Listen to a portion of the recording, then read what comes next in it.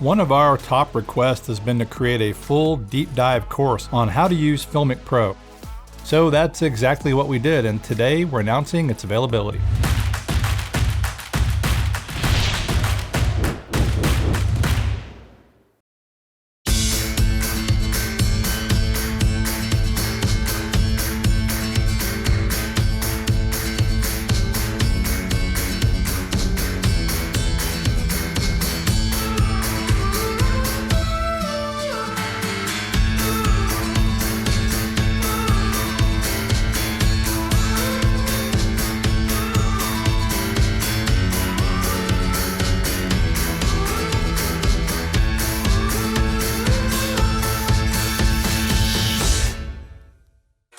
Hey guys, Blake Calhoun here. This is a paid online training course primarily geared towards FiLMiC Pro beginners, but also those of you who have some experience with the app and want to learn to use it to its fullest potential.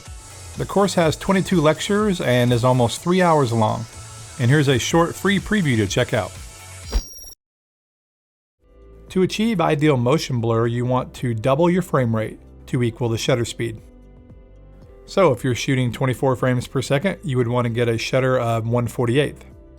This is called the 180-degree rule, and it really comes from film terms, film terminology again. In film cameras and cinema cameras, you often see the shutter indicated in degrees. And in smartphones and other video cameras, you can see it indicated in fractional amounts. Now, this 180-degree rule is not to be confused with screen direction. This is all about shutter angle. So right here, we've got 1/48 shutter, which is equal to 180-degree shutter because we're shooting 24 frames per second.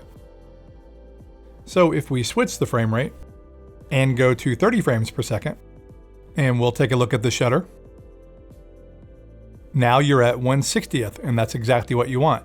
Double the frame rate. Same thing if we switch to 60 frames per second, 4K 60. And now you're shooting at 1/120th, doubling the frame rate.